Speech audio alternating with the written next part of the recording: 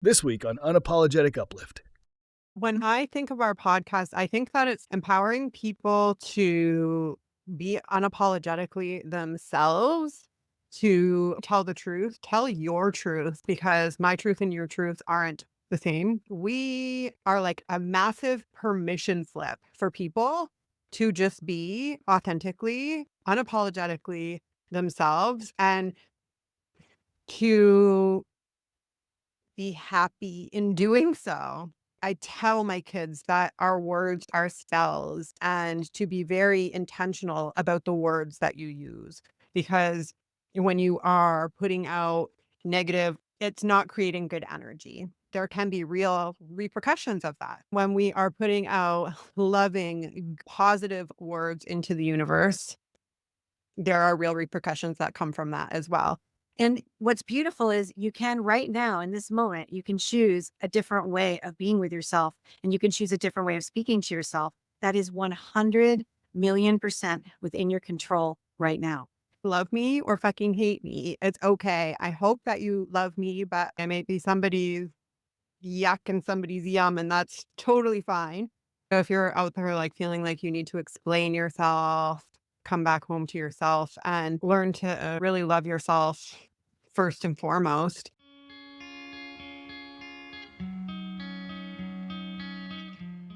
Welcome to Unapologetic Uplift. I am your host, Kim Staples, joined by my co-host, Ianthe Mauro, the one, the only, the gorgeous, the beautiful. Welcome.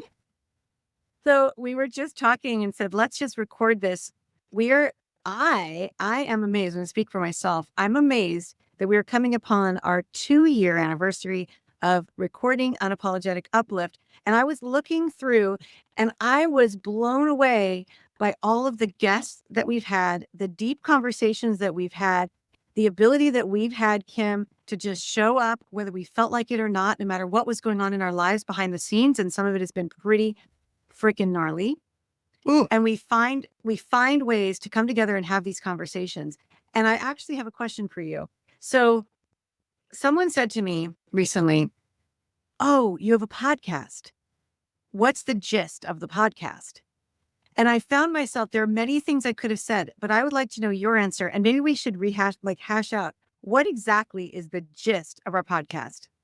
Now It's that we're called coming this upon our proof. two again. Like, yeah, when I think of our podcast, I think that it's super empowering people to be unapologetically themselves. To, when I say tell the truth, tell your truth, because my truth and your truth aren't the same. There are a lot of commonalities. Um, but really, I think it's about owning your power. And we live in a world right now where the majority of people give away their power. They outsource their power. And I think that we are like a massive permission slip for people to just be authentically, unapologetically themselves and to be happy in doing so.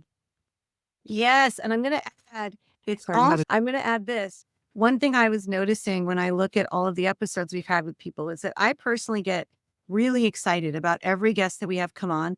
I actually am almost like a feeling of starstruck to just be in the room with someone who wants to have a conversation with us.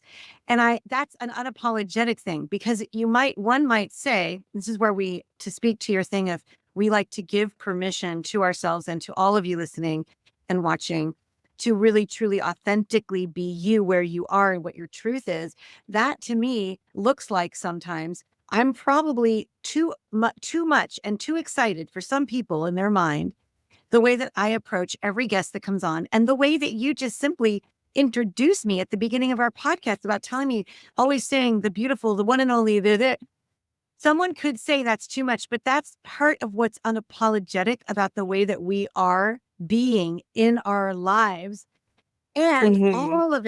all of it is surrounded in the desire that we both share to be incredibly self-aware and to own our side of stuff and to always be true to who we are. even if it's weird for other people, too much for other people. So if you're listening to this and you're thinking, oh my gosh, I'd be so embarrassed if I had to interview someone, I wouldn't even know what to say. How about, where does that come from? Because you are absolutely enough and you can do exactly what we're doing, what Kim and Ianthe do on Unapologetic Uplift, and you can have amazing and deep conversations with people that you truly admire, and you don't have to apologize for that. Yeah. And so much there. So. First of all, I totally own being extra and I love really hard. I'm highly sensitive. So I feel, deeply and maybe even more than a lot of other people. Well, I know more than a lot of other people are willing to allow themselves to feel. I'm super vulnerable. I'm open, which, yes, can result in being hurt and does result sometimes in being hurt, but that's okay because you get hurt occasionally. But the beauty that comes from being vulnerable and just like, I just want to be so much of who I am.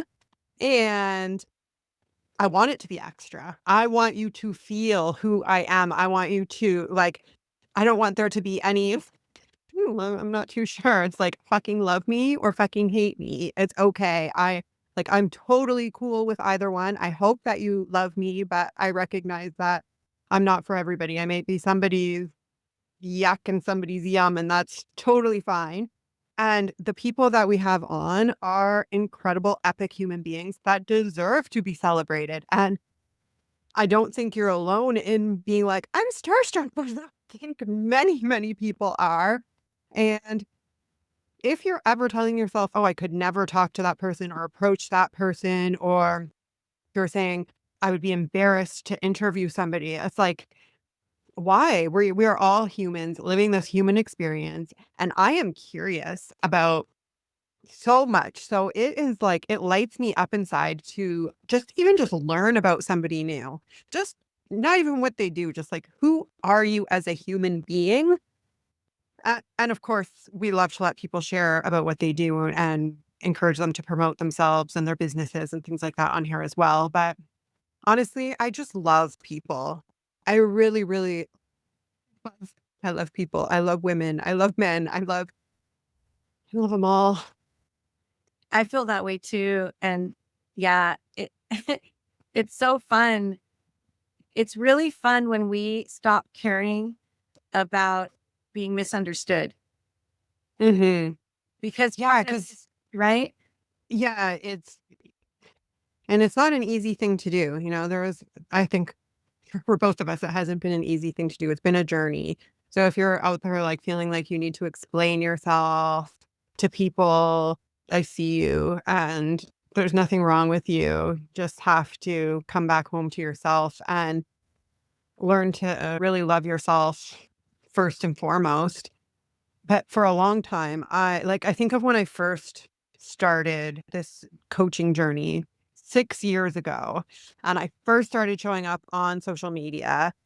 And at the time, I was helping women leave toxic relationships. And I would have a lot of really nasty comments from men like, oh, she promotes divorce, da da da da.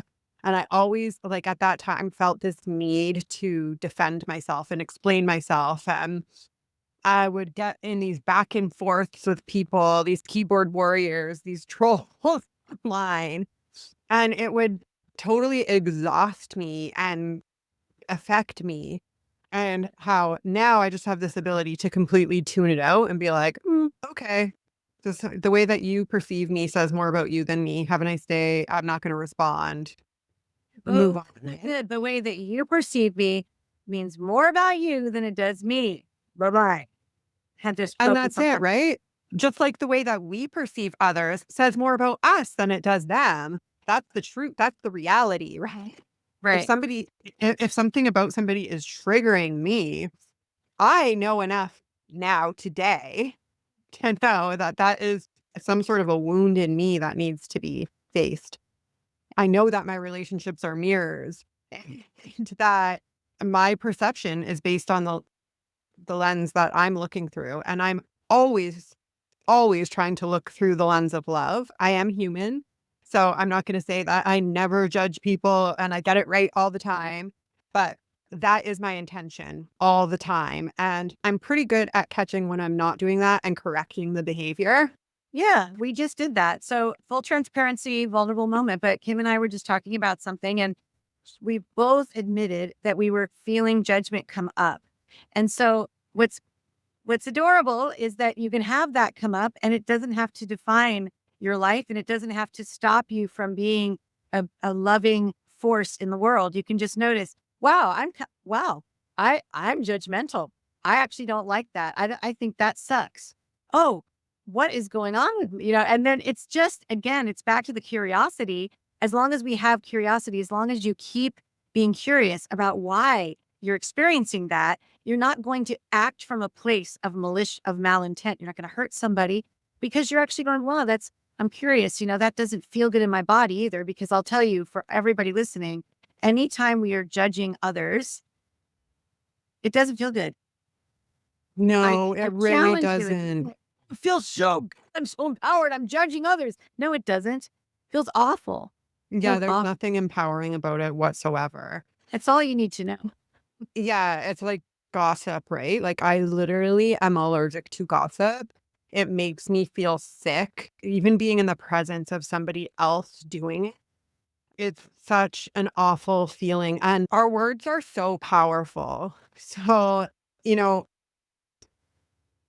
Tell about the story about, I want you to tell everyone here listening about your daughter, because words being powerful, and the example that you gave recently, because that was such a beautiful, clear, and it's a great, if any of you are parents or you're mentoring younger people, it's so good to witness what Kim's going to share about how her daughter was able to see clearly how words are powerful. So the things that we teach our children, how they can be embodied so quickly when we just do this. So go ahead, Kim.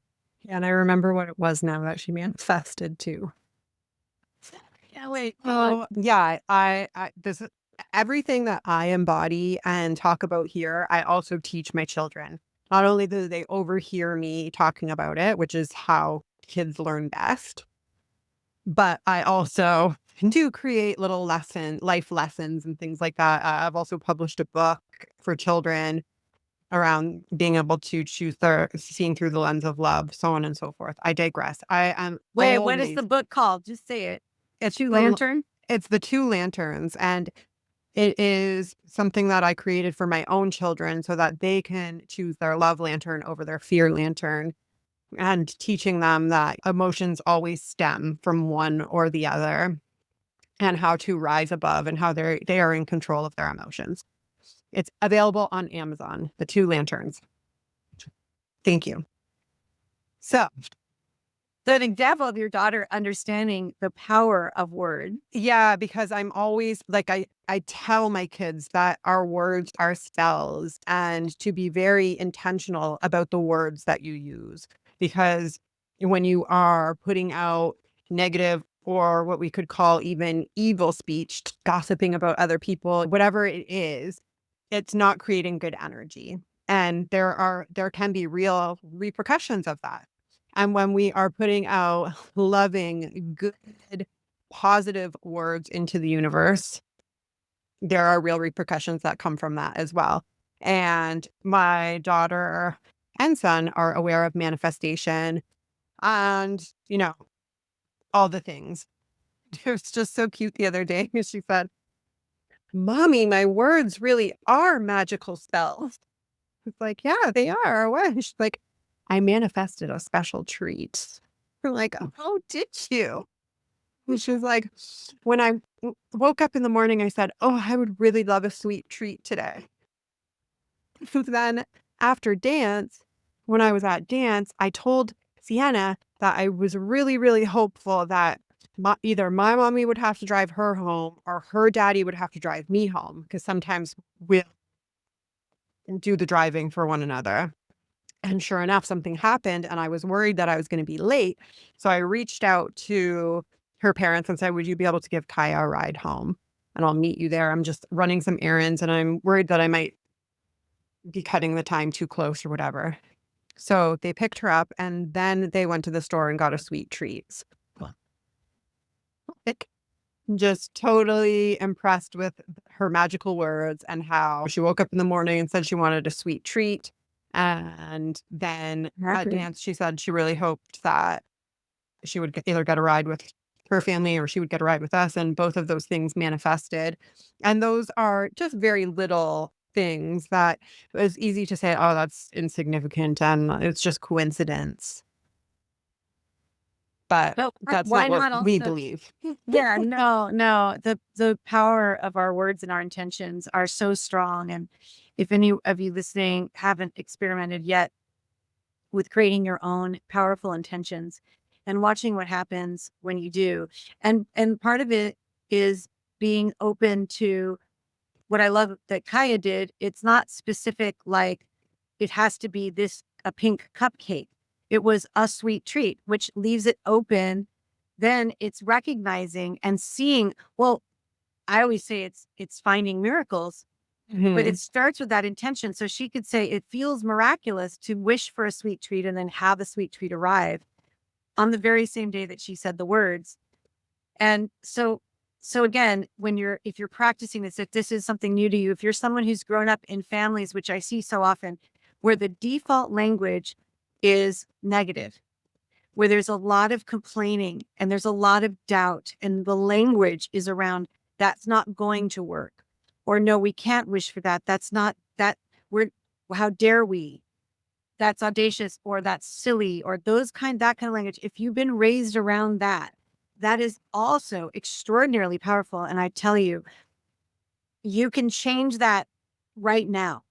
And you can actually you can stop yourself from saying those things. First, it starts in the mind. So you're going to stop imagining those words and speaking to yourself that way.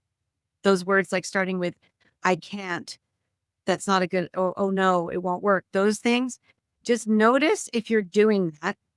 And why don't you not own it? When I say it might be how you were raised, or it might be what surrounds you in society, or the people that you've hung out with, or teachers you've had, or mentors you've had in your life that speak that way. I hope nobody has that, but I know it's true and pervasive. And what's beautiful is you can right now in this moment, you can choose a different way of being with yourself, and you can choose a different way of speaking to yourself. That is 100,000,000% within your control right now. So you can just simply, and just quick little adjustment, you start to notice, oh, that's not going to work. Oh, wait. Well, wait a minute. Why not? How do I know what's going to work or not? How do I know? How about instead of that's not going to work, how about this is going to work.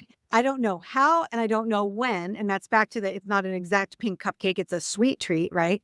Be open to the miracles appearing for you with a bit of nuance and delight, because you're not being so specific, but be specific in the positivity for sure.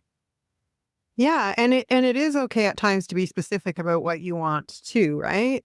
Yeah, I I'm just think, saying for people who are practicing and haven't done, you and of I are course. super specific, but we've been doing this for years. Yeah, well, even so, like Kaia and I are non-specific manifestors. So if you look at like your human design, so you just have to have an idea of what it is you want if you're a um non-specific manifester. And essentially the universe will give you even better than what you could imagine. But some people are more specific and they need to know exactly what they want. But also being open for the universe to give you what could potentially be better, right? So if you're trying to manifest something and you're not getting it, this is where a lot of people tend to go negative, right? And they're like, oh, well, see, clearly I can't do it. But it's like, no, there's either a lesson to be learned in order for you to get the thing, and that's what's happening, or there's something better for you and you're being redirected. Yes. Right? And yes. And you notice we started this podcast episode saying we're coming up to our 2nd year anniversary. And what is our podcast? What is the gist? What is it really about? And where are we going? And what I love is, and we just dove right in, and here we are. And this is what it's about, is we're telling the truth. We're being self-aware. We are unapologetic in how much we love what we do and people and conversations and each other, and hopefully ourselves.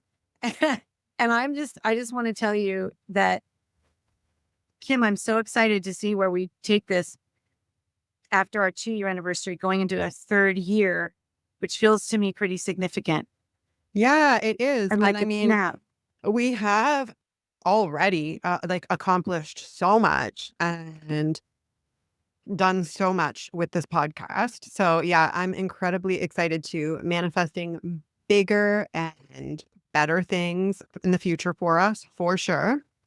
And yeah, I'm And we just have some really exciting guests coming up. We have some we great guests do coming have up. some People, really exciting conversations coming up, some really exciting guests. Yeah, it's like up leveling. I mean, we've always had amazing, incredible guests, but I feel like this energetic up level happening as well. Hard to believe that this could even get any better. yeah, and just so you all know, because we keep it real here, I have been personally experiencing some extreme digestive issues that are extremely upsetting to me. It makes it hard for me on a daily basis to feel comfortable in my body. And I'm saying this out loud because it's not stopping me. What it's doing is it causes me also some curiosity. Why? Why am I having a hard time digesting? And what might that mean on an emotional and spiritual level, not just the physical? And so I'm looking into ways to improve my health. And so I do that. And I'm uncomfortable. Even as I'm speaking right now, I can feel like I keep getting heartburn and indigestion and bloating and all these things.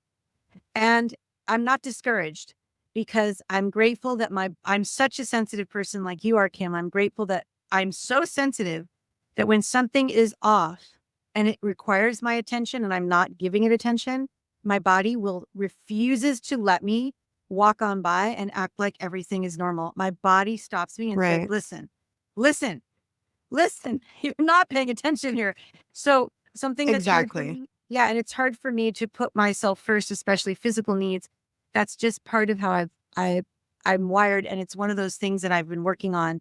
And so I'm saying in front of all of you and you, Kim, that I am putting my physical needs first because I need to be healthy and strong so I can continue to have these beautiful conversations and continue to put nourishing goodness into the world and to receive it Mm, for myself.